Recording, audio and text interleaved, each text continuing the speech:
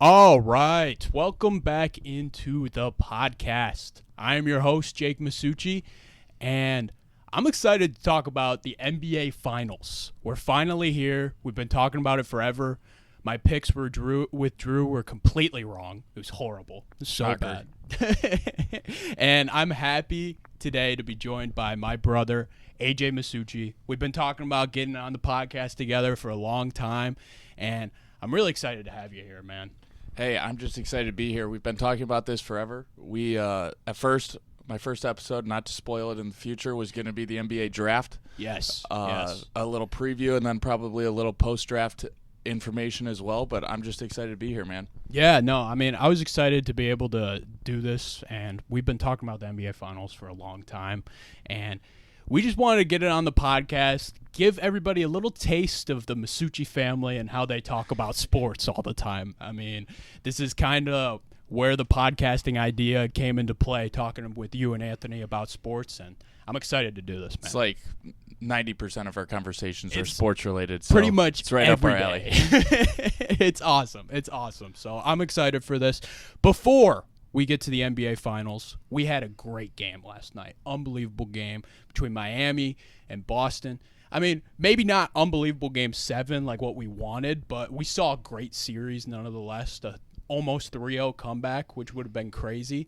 So why don't we start with Miami and Boston? Just looking at game 6, game 7, I kind of did a rundown on episode 22, more of the earlier games. But talking about game 6, game 7, I mean, crazy series, right? Absolutely crazy. It was a big bummer that Jason Tatum actually ended up getting hurt on the first play of the game. He played through it, just wasn't the same, and it was pretty obvious. It also is kind of a bummer that it wasn't a classic game 7. Yeah. You almost wish that Derek White play almost didn't happen because it was so awesome, but it's going to be forgotten in history now with so many other great memories because you kind of need to win the series for it to become iconic. Like if the Heat in 2013, if they wouldn't have won that game 7, that Ray Allen shot's just not the same. So no, I mean, it's really true. Like, we've seen so many iconic shots like in the past. Like, I mean, looking at Derrick Rose game 3, like nobody really remembers that shot because they didn't win the series. You know, LeBron hits a shot the next game, which was crazy, and everybody remembers that shot way more. But like, this was kind of the first iconic shot we've seen in a long time. Is that right? Yeah, you have Damian Lillard closing out the series. Trying to think, buzzer beater wise, definitely. Yes. There's been like some game winners and stuff. You think it's probably the biggest shot since the Kawhi shot? Ooh, yeah, I would definitely say so, especially because like that ended up winning them the series. Yes. And then it ended up propelling their championship run. And I don't think we've necessarily seen a shot like that, unless I'm just drawing a blank. But I don't think I am. I mean, you brought up the Dame shot, which probably could be put in there, but that was the same year, right? Was it the same year as the Kawhi shot? It could have been. I think it was. I don't know. It doesn't. Yeah. Yeah, it doesn't really matter. It was against Paul George's Thunder. So yeah, it would have been because I think it was Paul George's last game in OKC. Yeah. No, that's right. That's the same year. Right. Paul George and OKC didn't have really a great history. Hey, third in MVP voting. MVP voting. Don't forget. And then lost to Donovan Mitchell. Wait, maybe it was the second year. Maybe it was the second year. I don't know. But he did not have very much success in OKC. We could say that. No. But tough when Russell Westbrook's your teammate. But. Yeah. I mean, I think you'd like it now with the Clippers. But all right, let's get to some of these games. So looking at Game 6, we talked about just the historic ending in Derek White. But let's be real. The Celtics probably should have just blown that game. Am I right? It was very reminiscent, just opposite sides of last year's Game 7 in the Eastern Conference Finals, because the Celtics in that game, they were up 10. Yeah, it was 10. 10, and then they had Jimmy Butler's 3 in the air with 15 seconds to take the lead. Just missed short, and it was very reminiscent of the same, except you thought the Heat were actually going to do it. Yeah. And then they also missed some opportunities, too. Duncan Robinson had 2 wide-open threes, but yeah, I mean, you got to make free throws down the stretch. Jimmy Butler did it. He missed one with about a minute left, but Marcus Smart missed one. Jaylen Brown missed one. But then, I mean, they got bailed out with a heck of a play by their fourth and fifth best players, or third and fifth best players. So yeah, and we were talking about it just a little bit on how the Celtics kind of changed the series and what they were doing schematically. And I mentioned to you starting Derek White. And Derek White was just absolutely incredible in the series. And you were telling me, yeah, maybe it was, but he picked up his play at the end. And you were saying, at the beginning, he was struggling on defense, against Jimmy Butler. And him stepping up was probably huge. What do you think? It was absolutely huge. He was their second best player. Yes. Best player last night in Game 7. But he was their second best player the rest of the series. Jaylen Brown was a no-show. He had 8 turnovers. Yeah. 8 turnovers in a single game. And he shot the ball 23 times, and I didn't really like any of them when they left his hands. He was not getting good shots last night, but we'll get to him in a minute because I'm sure he's going to play a vital role in the future of the Boston Celtics. Yeah. But he was incredible. I was wrong about but what happened was in the first 3 games, Jimmy Butler would just walk across half court and point to whoever Derek White was guarding so that he would get the switch on Derek White, and he would toast him. But then, don't want to blame injuries here, but Jimmy did tweak his ankle a couple times. He didn't really have the same burst, but Derek White also guarded him a lot better. He's one of the best shot contesting guards, great help defender. But Jimmy Butler, man, he's a dog. He's something else. And we talked about it also with the adjustments. The Celtics also really tried to get bigger defenders on him, which I thought really kind of slowed him down, going inside. And you mentioned it too. Derek White's defense really picked up from Game 3 to Game 5, Game 6 area. Well, and also not to mention Robert Williams started playing a lot better too. Yes. And it's a lot easier to play defense as a guard when you got one of the best shot blockers in the NBA behind you. You look at Drew Holiday, how he's one of the best. Now he's always been one of the best defenders, but when you got Giannis and Brook Lopez behind you, you could take a lot more risks that you normally don't. Like Jimmy Butler, he averaged probably 3 or 4 steals a game this series, but he's got Bam Adebayo behind him, another amazing rim protector. That's what we're hoping Jaylen Brown can be in Detroit. Yeah, but I know. We're that's hoping. a different topic. That's a different topic for another day. But, yeah, I mean, Boston defensively, I feel like they played better defensively those 3 games, of course, and they played Jimmy better. I would even say 4 games. 4 games, yeah. But I mean, looking at Game 6 and Game 7, they didn't play the 3-point shooters the same way. They were all up in their space. Game 4, Game 5 really denied them, and they couldn't really do much. But then looking at Game 6, Game 7, Miami shot the lights out. They shot 45% from 3. Yeah, they were 16 of 31, I believe, last night, which is absurd. That's shooting ridiculous. 52% from 3 in Game 7. But it was tough. That Miami, I thought, did a great job adjusting, where they ended up just running Duncan Robinson and ball screen actions with Robert Williams and Al Horford, and they just weren't up to the level. Marcus Smart kept going under. He kept messing up. Yep. He's a terrific defender, but the Celtics the thing with their offense is if you make one little defensive error, they're going to make you pay for it, especially when they're knocking down their shots. And we'll get into that against Denver, but you have to be perfect. And they don't have, only Jimmy's the only guy that can beat you really one-on-one. But if you overplay Duncan Robinson, boom, back cut, layup. If you go under on the screen, that's a 3-pointer. They're tough to play against, and the Celtics, they've been doing it now 3 of the last 4 years in a 7-game series that went to Game 7. Yeah. And even they struggled with it, staying locked in, because it's hard playing a 7-game grueling series after getting to this point, and you're only playing 6-7 guys at this point of the playoffs. It's tough to mentally stay locked in each possession to stop the Miami Heat, because as soon as you make one mistake, boom, it's going to be a good look. But they were able to do it at stretches. I thought they had a stretch in the third quarter, and then Caleb Martin hit a couple ridiculous shots. That guy was incredible this whole series. Incredible. I mean, unbelievable. And, I mean, to add on to your point, I was looking at the Celtics, and we talked about it a little bit off air, but the Celtics, they took too long with Atlanta. 6 games, they probably could have closed that in 5. Trae Young, again, was unbelievable. 4 or 5. 4 or 5, 100%. And we just clearly saw that the Celtics were better. They should have finished it quicker. And then you go to Philly, and they were better than Philly, 100%. I think they probably should have closed it in 5 or 6, Definitely, especially with Joel Embiid missing Game 1. I mean, you can't let up in playoff games. It's very hard to do so, and it's not just for winning this series, but it's for winning the next series and just having legs. Yes. And having legs. That's the name of the game. I mean, you saw what Denver was able to do to the Lakers. I mean, they didn't mess around. They played Jokic 46 minutes in Game 4. They played Jamal Murray just as much. And another thing with the Celtics, totally off topic, but another thing with the Celtics, when you look at their dynamic duo, Jason Tatum went down with an injury. He was still playing. He was getting it out. Credit to him.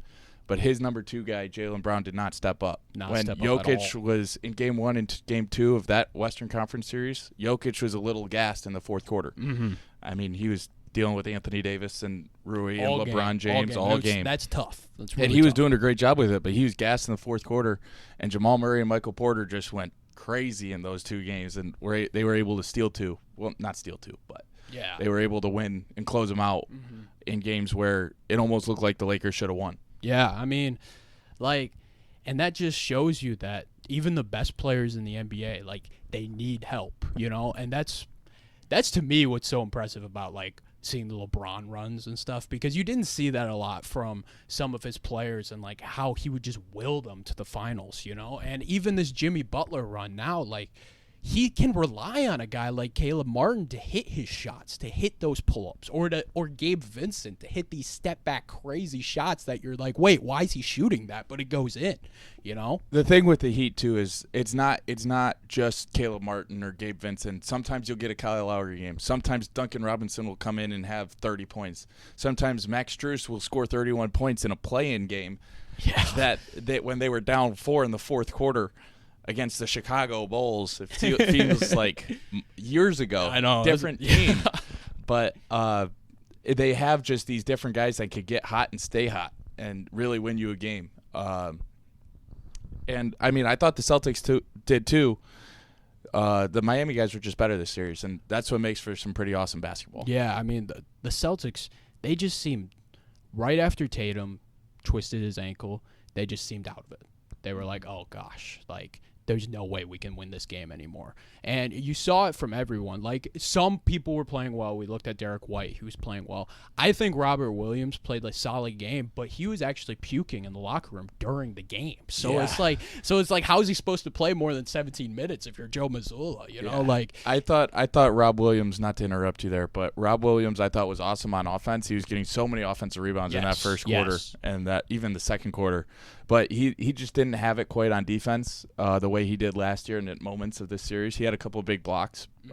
You can expect that from Rob Williams. But whenever he would get switched out on Jimmy Butler was getting a pretty good look. And, again, like I was saying earlier, he was in drop coverage. He was playing way too deep. Yeah. And if Marcus Smart is not on a shooter's hip, they're going to get an open look every time. And so it makes it tough to play a big defensively against the Heat, but that's just one of the many things that the Heat do so well. Yeah, I know. They're just really so impressive with that, and we'll talk about how they'll probably use that against the Nuggets, a little bit later. But before we move into the finals, I want to talk about the Celtics and their future. Okay? I would love to, because I got some opinions on this. Okay. First, I want to center on Jaylen Brown, because we talked about it. It was absolutely horrible. That was one of the worst Game 7 performances I've seen from a star in a long time. It was really bad. He couldn't dribble at all, and people are making fun of it so much, and it's hilarious. But this is the worst I've seen the internet bag on somebody for not being able to dribble or their lack of bag since Pascal Siakam. Yes. And his spin move that as soon as you figure out his as soon as you figure out his spin move, he's just a nothing on offense. Mm-hmm. I mean, it's bad. It's really bad right now. I remember Pascal Siakam was getting compared to Harry Potter with his lack of bag. How Harry Potter would always go to the what's that spell called? The Expelliarmus? Expelliarmus spell. That's the only spell in his bag. It was the only move Pascal Siakam had. Yeah, I mean, Jaylen Brown's absolutely getting cooked. And this guy, I'm going to give him credit. He's a good player. He's a very good player. Probably one of the best twos in our game. 100%. It depends. Classifying 2 as 2 or 3. Yeah, and it just shows you how impressive of an athlete he is if dribbling is this much of a problem for him. But also, Miami's that team where it's just not a good matchup if you can't dribble because they're going to pressure the heck out of you on the ball. Jimmy Butler is especially a bad matchup for him. Jimmy Butler got in his head big time because as soon as Jaylen Brown would put his second dribble down, Butler would go all out on the steal. Mm-hmm. And sometimes it worked.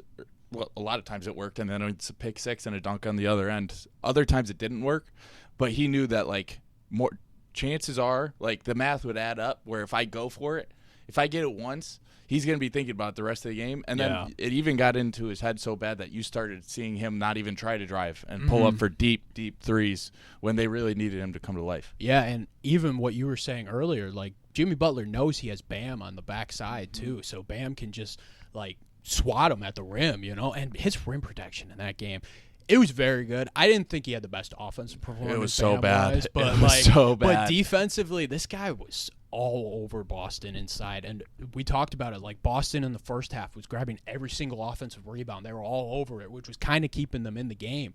But those threes, man, just weren't falling at all. The funny part is the only reason why they were able to grab, or one of the main reasons why they were able to grab those offensive rebounds was because they were switching everything. And when you switch everything, you're going to make Bam switch on a shooter, so Jason Tatum, let's say. Yeah. Now, Tatum's not going to be able to take a ISO, especially with a bad ankle. But if you then move it and kick it around, but now Bam has to stay up on Jason Tatum. You can't just leave him. He's probably a 55% open look 3 shooter. Yeah. So you can't leave him.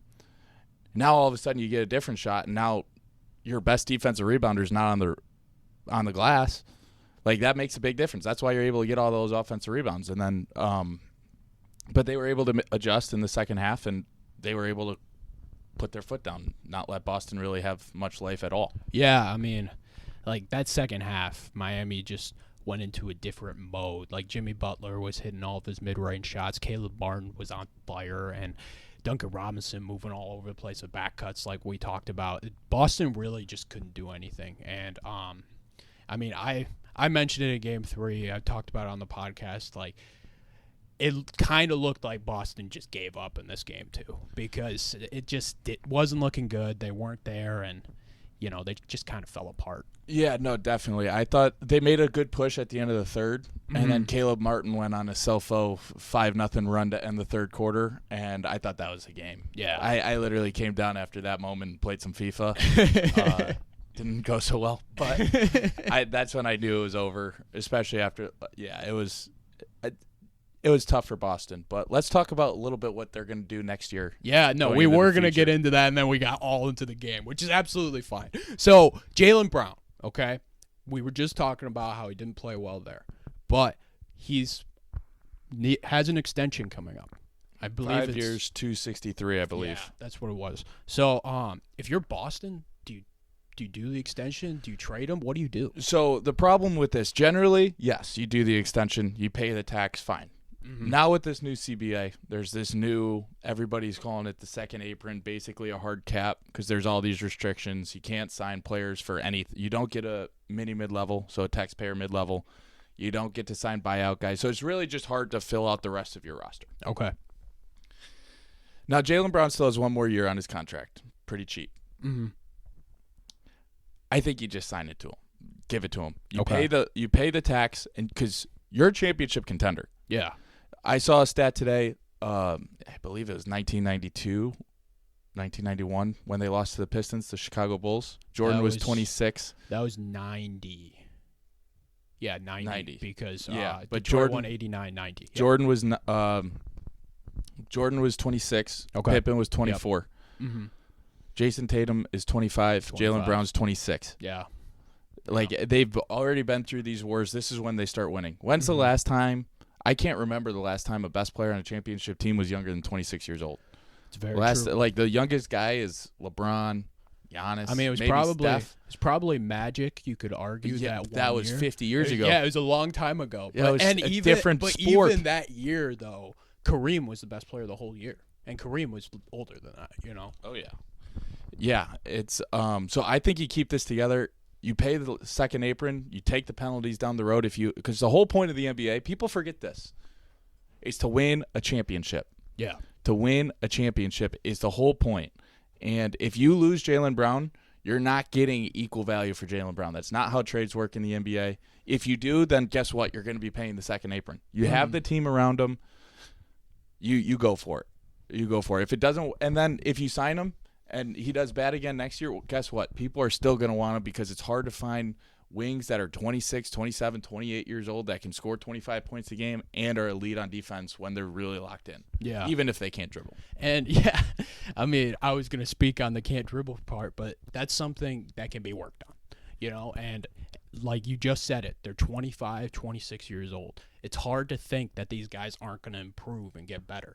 Joe Mazzulla, he's a young coach, 33 years old. He can now work and maybe get his own assistant coaching staff that he likes, It's hard to think he's not going to become a better coach, Somebody he could actually listen to. People also forget the Miami players after 2011, LeBron and Wade and those guys, they asked for Eric Spoelstra to get fired. Yeah. They went to Pat Riley and asked for him to get fired. And guess what he said? He said, no, get out of my office. Yeah. You're playing for him. And now he's one of the best coaches in the NBA. Joe Mazzulla was just thrown into the fire at the beginning of this year. I think you bring him back. You try to get a big-time assistant that's been there before, been a head coach before, somebody he could listen to. He does have Brad Stevens, but somebody like in the game where he could look to and get some reassurance from, I think would really help. But I think you run it back. You're going to be the favorites in the East next year, probably.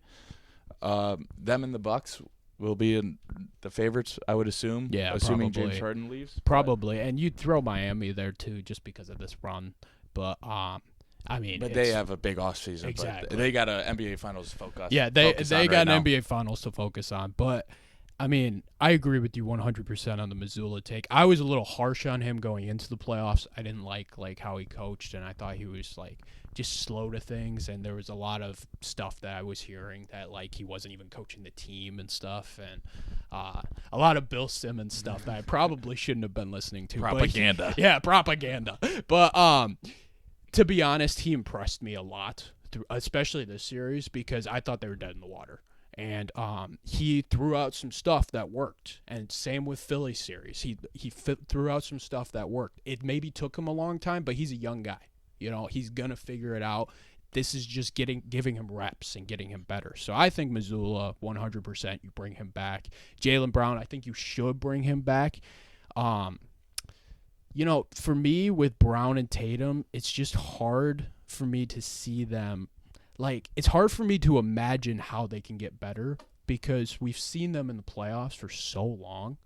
And, it's I feel like I would have seen some more improvement than than I was expecting. Well, Jason Tatum took a leap this year. Mm-hmm. He made first-team All-NBA for the first time in his career. And I thought Jaylen Brown got better. Just outside of the ball handling, but his shooting got a lot better. They're all better players than they were. Sometimes it's hard to see when you're just watching year to year. But they're better players. Jaylen Brown made second team All-NBA. He and the next phase, both of them need to be better ball handlers, Jason Tatum including. But the next phase of their game needs to be, they need to have more what's the right word? Intention. Okay. On their offensive possessions. Yeah. Because when they are really, really good on offense, they are getting paint touches. Yeah. And kicking it out for threes. They're not just pulling up for threes. Unless you're really feeling it, you made 3 or 4 in a row, 2 or 3. No, Marcus Smart should not have this privilege of pulling up for 3. Yeah. But you need to get to the paint. There's too many times where they would just swing it once or twice and then take a contested 3 with 18 seconds on the shot clock. Mm-hmm. Those shots are fine if that's your last resort. It shouldn't be your first one. You should try to get to the paint. Now, unless you're wide open, that's different. But Al Horford, again, should not be taking those shots. Yeah. Jaylen Brown, Derek White when he's going, and Jason Tatum are the only guys that should be able to take pull-up threes within the first 5 seconds of shot clock. I just think they need a little bit more structure. Mm-hmm. And I think that you only really get that once you are there multiple times. And you actually have the ability to do that because this is probably the first or second year they've had that ability. A lot of people say that it needs to come from the point guard. It's not coming from Marcus Smart. Yeah, I mean, let's be real. Marcus Smart, he's not really a true point guard. And neither is Malcolm Brogdon, even though he's got his own. He's awesome in his own way. But I love Brogdon. Neither of them are true point guards. They're not going to slow you down. and get you like a good look. Yeah. That's just not their game. They're not Chris Paul. No. There's only one Chris Paul. Yeah. And it's Chris Paul. He's awesome. Do you think maybe bringing in like a veteran like that, like a Chris Paul, would help them maybe? Potentially. It's tough because their main identity is to be able to switch 1 through 4, 1 through 5 when Rob Williams is out of the game. Everybody should be able to shoot.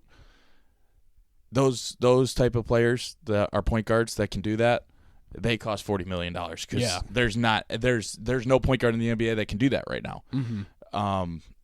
I mean, it's hard to find point guards that can switch. The really only great fit that I can think of is Lonzo Ball, and well, he's hurt all of next year already. So, if that player existed, yes, definitely. But every team in the NBA is looking for that right now. Again, hopefully Kate Cunningham can turn into that player. But again, different topic for a different day. Yeah. So to conclude on the Celtics, where do you see them next year? Do you think they're back on top of the East? Like, do you think they can get it done, or is it too early to tell? It's too early to tell, especially because every year somebody gets upset, especially like if you get a Damian Lillard trade, that will change the shape, the trajectory of the NBA. Mm-hmm. What the Bucks do in free agency is going to be a big difference, but I can't imagine somebody being able to build a team that on paper you're like, oh yeah, this team's way better than the Boston Celtics. Mm-hmm. Than the Boston Celtics. So I think they're going to be right back in this position, whether it happens to be the second round because they run into Milwaukee in the second round or whatever the case may be. But they're going to be one of the betting favorites to win that national I almost said national championship, but the NBA championship next year, because when you have 2 wings and you go 7 deep, it's tough. Yeah. It's tough to outbuild that. And they've done a great job building this team. And you just come back again next year, you swing again. Yeah, I 100% agree with that. I mean, I think personally, like looking at the Celtics offseason and looking at the Bucks offseason, we don't know what's going to happen with Chris Middleton with the Bucks. You don't know what's going to happen with Brook Lopez with the Bucks. So probably looking at the East, you're looking at Boston as the 1 seed possibly. You know? Yeah, and regular season, it's getting more and more like this where it's totally different than the NBA playoffs. But so it's hard to predict like who's going to be the 1 seed because a lot of it's just about being healthy. Healthy, yes. But I would say betting favorites to go into the NBA playoffs, I would say Boston is probably most likely to be the betting favorite come round 1 of next year. And maybe your Cleveland Cavaliers can join them too. But yeah, I'm hoping. But we're going to take a quick break, and then we're going to flip over to looking at the NBA Finals. Hello. This is Giovanni Mosheri. You might have heard me a couple times on Jake's Takes. I am the sports media director of Oakland University's campus radio station, WXOU, and I've been the host for about 2 years of a weekly sports show called The Jomo Show, where we cover all of Oakland University athletics, including a weekly update on scores and highlights, as well as interviews with athletes or those otherwise involved in athletics. You can listen to The Jomo Show live on WXOU Thursdays at 6, or you can tune in to me afterwards on Spotify. It's The Jomo Show. All right, welcome back into the show, and now we're going to flip over to looking at the NBA Finals. So we got Heat Nuggets, and we talked a lot about the Heat, looking at the Heat and the Celtics' future, but we're going to look at the Nuggets now. I talked about the Nuggets a little bit, episode 22. I talked about that Lakers series, how it didn't feel like a sweep, right? It was I called it a gentleman's sweep because every game was close. The Lakers played them strong, and I thought it was a very interesting series. But I wanted to get your take on the Nuggets. Just talk to me a little bit about what you think of the Murray-Jokic combo and anybody that we should be looking out for. Yeah, I think the Nuggets are awesome, first and foremost. I think they are extremely well built, similar to the Celtics, as we were just talking. They got their 2 guys, and there are 5 other guys that are strong and can play in any series, and sometimes you can get some Christian Brown, sometimes you can't. But they got 7 guys. They go 7 deep, strong, 8 sometimes, depending on how Christian Brown's playing. And they got one of the best duos in the NBA, and really in the last 10 years or so, they got to be ranking, assuming they go on to win this finals, I mean, their chemistry that they have on offense is just unbelievable to watch. It's ridiculous. Their patent play where they set the back screen for Aaron Gordon from the top, so you got Jamal Murray setting back screen. Yeah. You're looking for a little lob or dump mini post up for Aaron Gordon, and then you got Jokic and Jamal Murray playing their dribble handoff game, and they got two snipers in the corners in their starting lineup, KCP and Michael Porter. I mean, you cannot leave those two because they will knock that shot down. They're hard to guard. I've been trying to come up with a way all day for the Miami Heat to guard them, and I'm really struggling. I had some ideas for the Celtics, but they're tough to guard, and they make tough shots, especially as we saw in that Lakers series. Jamal Murray in Game 2, Game 1, Jokic in Game 4. Mm-hmm. They make tough shots. Even when you do slow down their offense a little bit, they'll bail themselves out with a tough shot because they got tough shot makers, and they're a well-oiled machine, it feels like. And Michael Malone has really proven himself to be one of the best defensive coaches. He's prided himself on his defensive philosophy throughout his career, and it's been tough to show with Jokic for a couple of years. But Jokic has gotten better. Aaron Gordon's awesome. KCP's awesome. Michael Porter's gotten a lot better on defense. He used to be almost unplayable. He was a liability, big liability. And just to add on, like, the development of Michael Porter is just crazy. Like, I don't think we would have seen this for him, like, looking at him as a prospect. I mean, a lot of people were like, wait, why are you picking him 13? He's got these back issues. Like, he's definitely not going to be able to play, you know? And that's the thing. They were like, you know what, we don't care. Like, we're just going to take a swing at him. And, you know, if he works out, great. At the time, if he didn't work out, like, it didn't really matter for them. They were still going to be contenders, you know, and they were, like, getting to that stage. They had just lost that last game of the season, I think, to the Timberwolves with Karl Anthony Towns to lose the 8th seed. But, like, if a talent like that is there, because we saw him in high school, he was the second best prospect, you take a swing. And he's proven himself to be a great role player, a guy that's developed into being able to guard people, great shooter, you know? And, like, adding that with KCP, proven veteran, has an NBA Finals under his belt, excellent defender with the shooting. Like, Nuggets are tough, man. And then you got Jokic and Murray that I didn't even discuss. And then not even to mention Bruce Brown, who it closed a couple of games in that Lakers series, one for Aaron Gordon. Mm-hmm. And one for KCP, and then the thing is, like, I believe it was Game 4. Bruce Brown closed over KCP. Yeah, and you saw KCP. He was the leader still.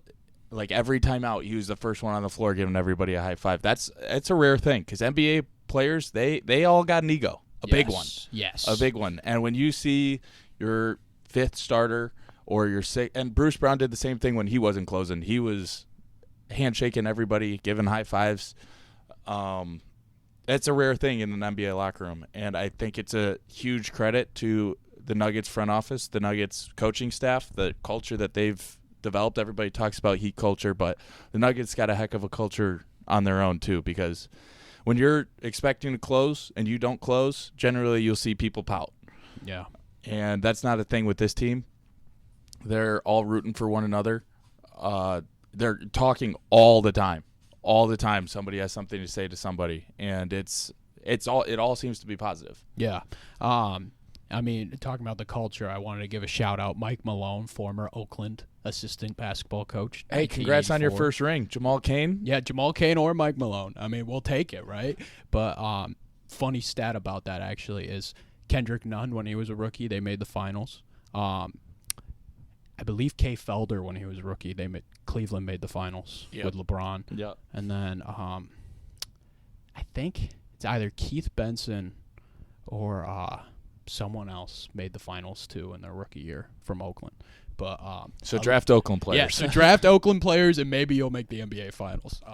Hopefully Jaylen Moore gets that draft. But I mean, looking at the Nuggets, like, I mean, the culture is just unbelievable. Mike Malone just really installed that defensive philosophy into them. And even Jokic. Like, Jokic has improved so much on the defensive end.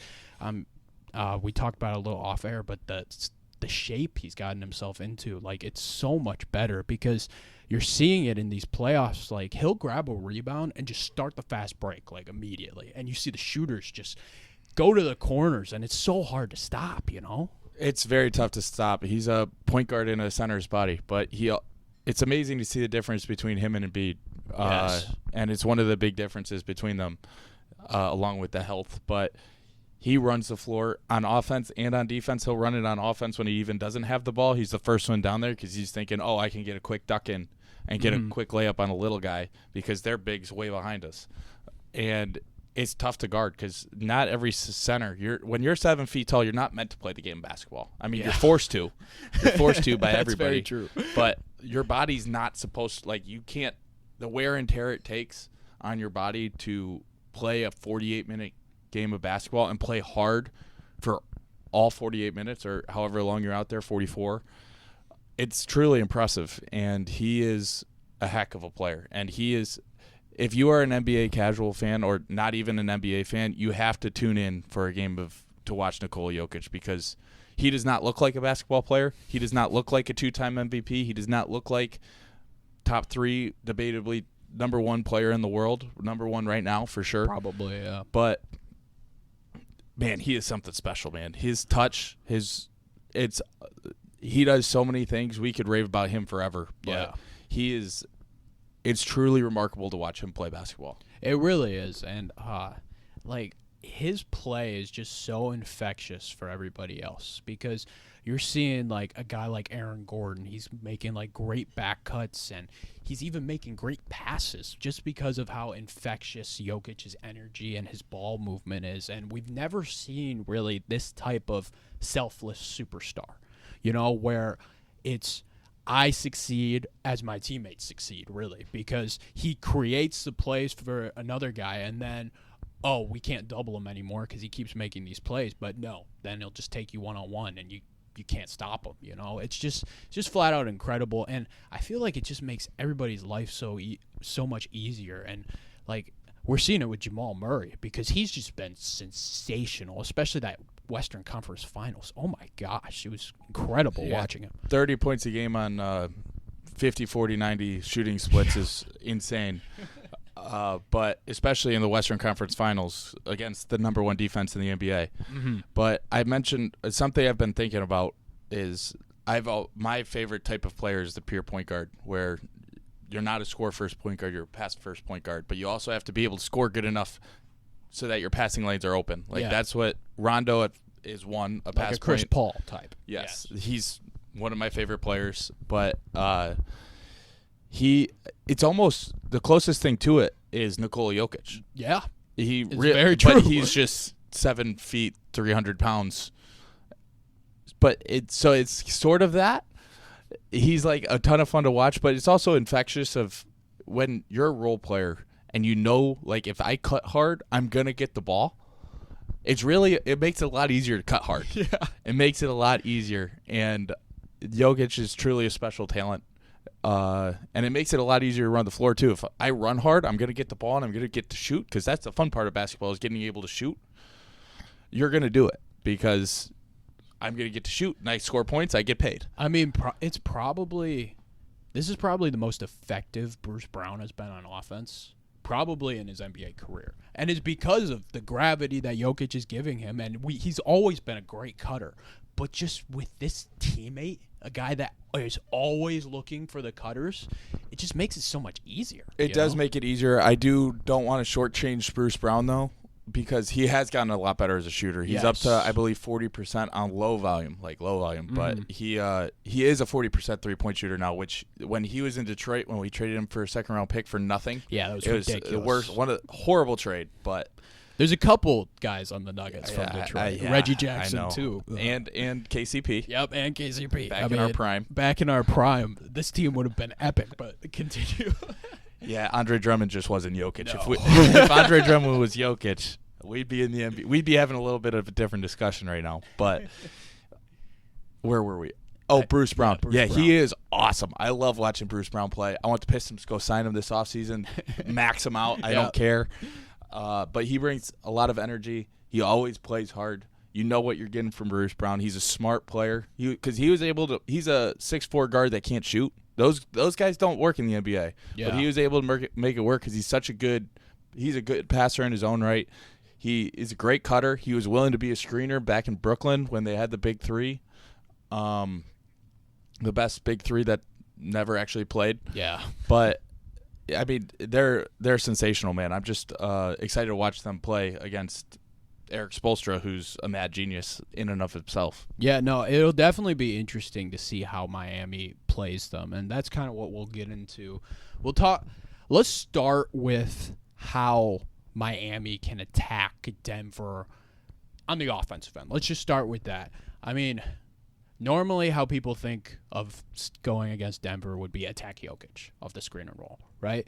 Do you think that's kind of how Miami will go, or do you think they'll just kind of stick to how they've been doing, trying to get those threes up? They're shooting a ridiculous percentage, but do you think they'll be attacking Jokic more, or do you think they're just kind of going to run their similar offense? So there's definitely always an element of attack the big guy. That's because you just have the quickness advantage. It's a lot easier to score. Jokic won't switch on you, so you're going to create some space for yourself when you have the ball because the Nuggets guards, they like to get up into you. I'm interested to see who Jimmy Butler decides to pick on. My guess is it will be Jamal Murray.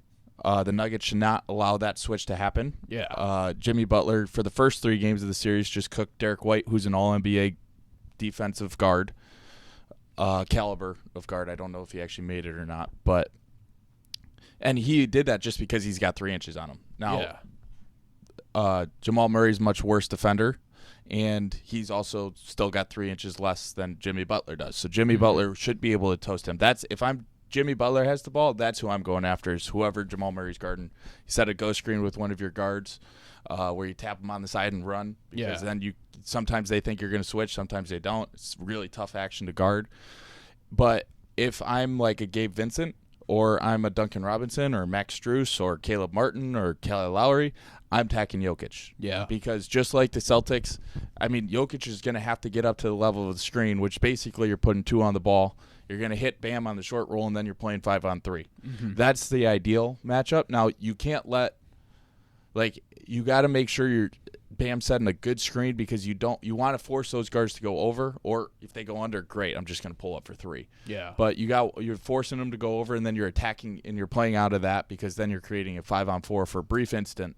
But that's the instant that makes them. That's the reason why they're getting paid all this money, is because that brief instant they can get a good shot. Yeah, I mean, like looking at Miami on the offensive end, like being able to play that 5-on-4, 5-on-3 is kind of the reason they're playing so well, is they're able to move the ball, drive and kick, and create those open looks in order to do that. That's why when we were talking about the Boston-Miami, I thought it was so smart of Boston to just be playing those shooters so tight, because if they can't get off those threes, it's more difficult because you're forcing them into tougher mid-rangers, or you're forcing them into 2 bigs. Now, kind of looking at it from this stance in Miami versus Denver, looking at Jimmy Butler, I think it's going to be interesting to see how KCP will be holding up in this series. I'm really looking into that, because Jimmy Butler, he did have success on smaller defenders, and I just want to see that matchup up close to see if Jimmy Butler could be able to dominate with him on there. What do you think?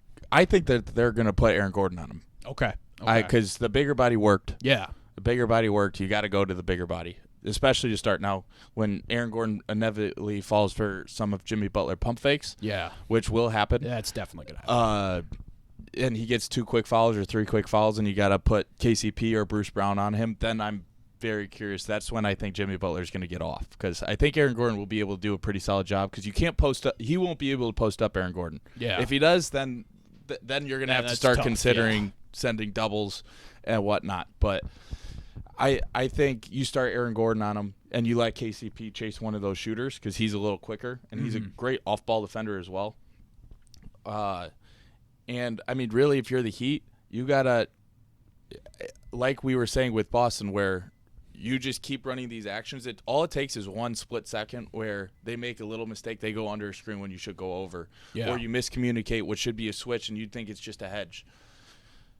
That's what Miami lives on. So you got to keep running that, and the Nuggets are going to have to be on point almost every single possession. Because just like the Nuggets, the Heat also have guys that can make tough shots time and time again. Gabe Vincent, Kyle Lowry, Jimmy Butler, Duncan Robinson. You could go down the list. And even Bam sometimes he'll miss a wide open layup, but then he'll make one that he has no business really making. Tough, yeah. And like looking at the Nuggets defense too, it's kind of weird because they like to switch a lot, but then when it's Jokic, they'll hard hedge and bring him back. So you're talking about like miscommunication. That could happen a lot, especially if you're like hiding a screener and then switch it to Bam real quick, you know? If they're not sure if it's Jokic or not, like this guy might switch and Jokic might get stuck on an island, you know?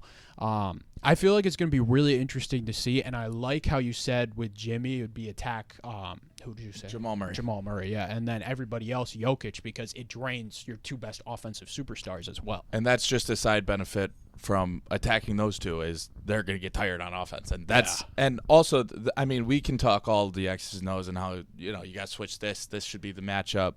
You got to attack here, blah, blah, blah. Really, at the end of the day, Miami has to keep shooting this absurd number from three in order to have a chance to win. And you're going to have to hope for Denver to miss a little bit. But, I mean, it's realistic. It's happened for 3 series. I didn't think they win. I thought they'd beat the Knicks, but I didn't think they had a shot against the Bucks. I thought they had a shot against Boston, but I didn't think that they were going to win. Yeah. So they got to keep shooting at a high level, which is something that kind of comes and goes. It kind of feels like, at least that's what all the data says, but who really knows? Yeah, I mean, like it's definitely going to be interesting with the Miami run. Like you were saying, like it was just so weird because Milwaukee, we didn't think they had a chance. They got it done. New York, I like what you're saying. I kind of thought they'd win that series.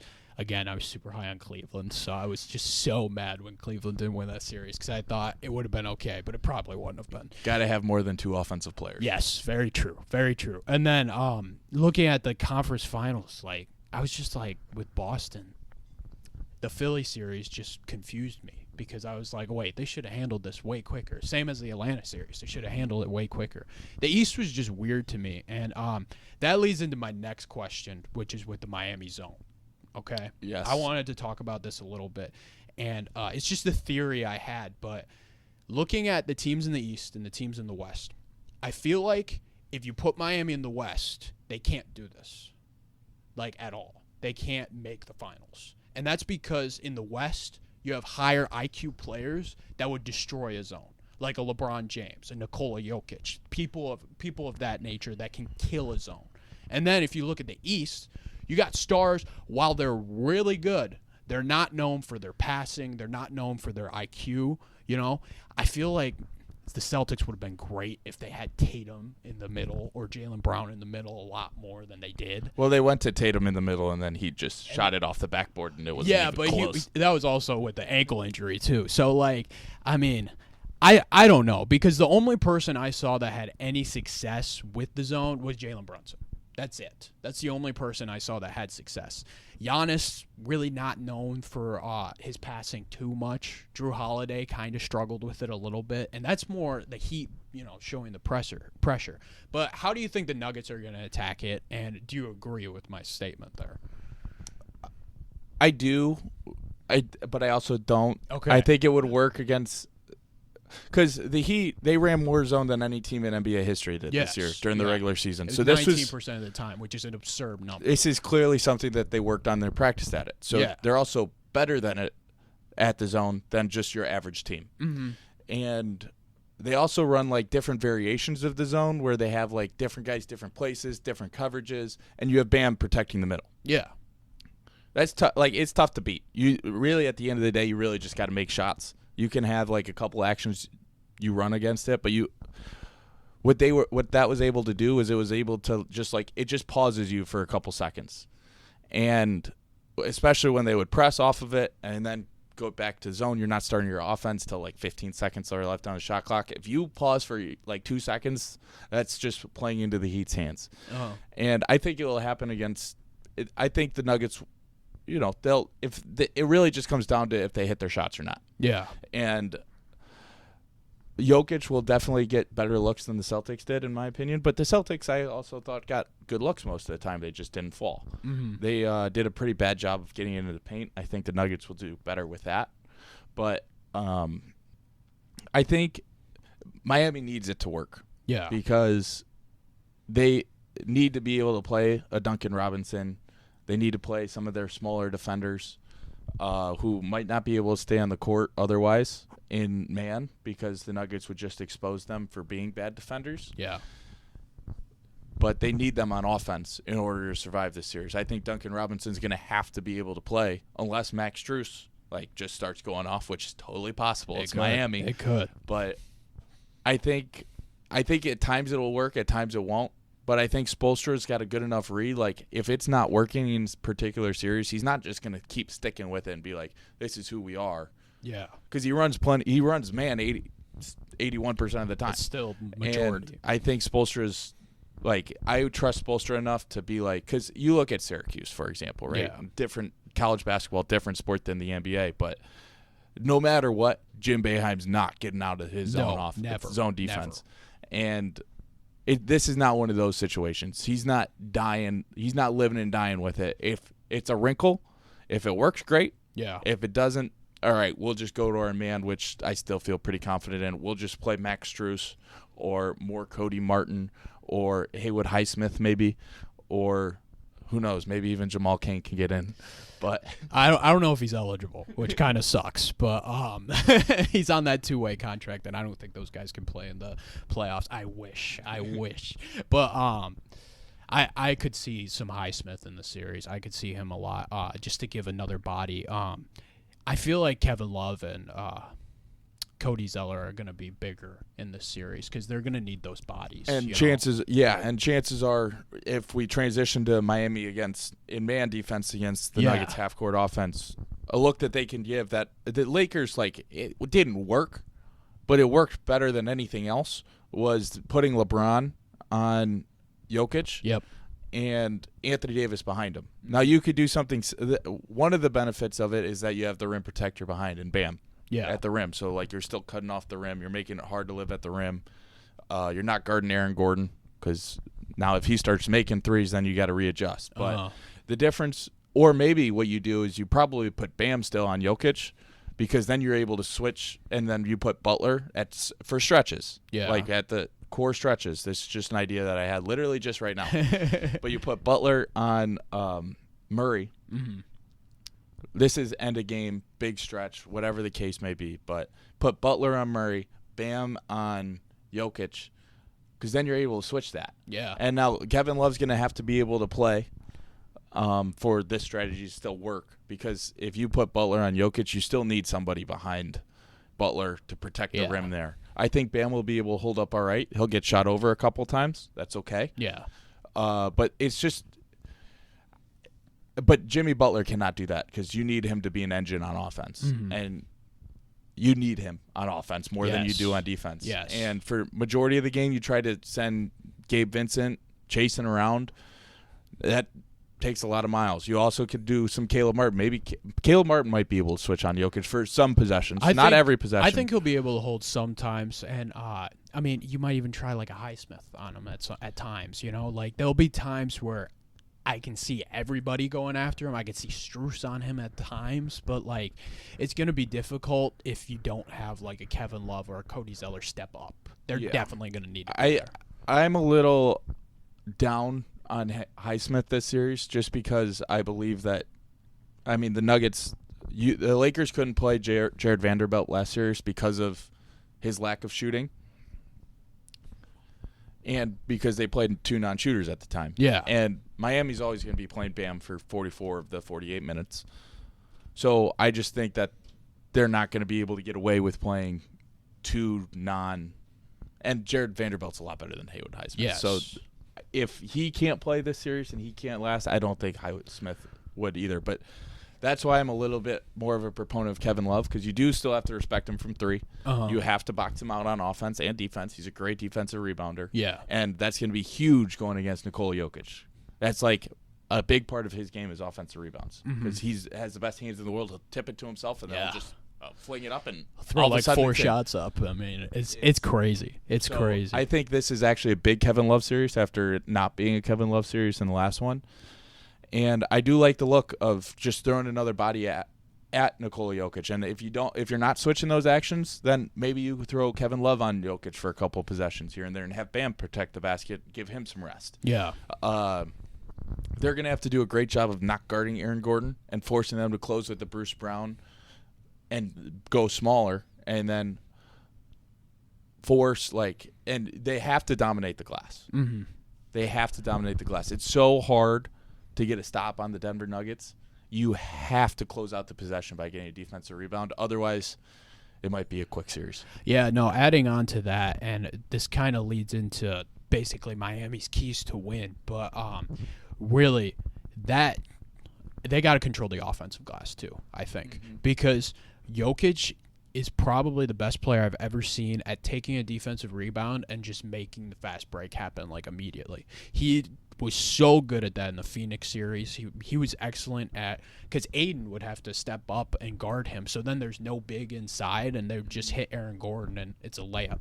Against Miami, that's huge, because if Bam's the one stepping up, you got nobody in there to guard like an Aaron Gordon type, So I think limiting his transition will be absolutely huge. So if they can control the offensive glass, that kind of helps in creating those shots. I mean, if they're shooting the 3-point shot at the 40% clip that they have been, it's just difficult for any team to win when somebody else is shooting that way. And that's all about creating those tips too. But also, if they're just controlling the glass in general, it just makes it difficult for Jokic to get out in transition and make plays happen, Definitely. And I think one element, I think Miami will do a better job, maybe not of controlling the glass, but the transition defense, because they just play so much harder than the Lakers do, than Anthony Davis particularly. They just play so much harder, and I feel like they'll do a pretty good job of getting back on defense. Otherwise, because they got enough bodies, because Jimmy Butler's going to play hard. Bam Adebayo is going to play hard. Yeah. And that's a blessing when your two best players are your two hardest workers or two of your hardest workers. Because everybody else, they know if they don't get back consistently. Now, maybe Caleb Martin, after almost winning Eastern Conference MVP, can get away with a little bit. But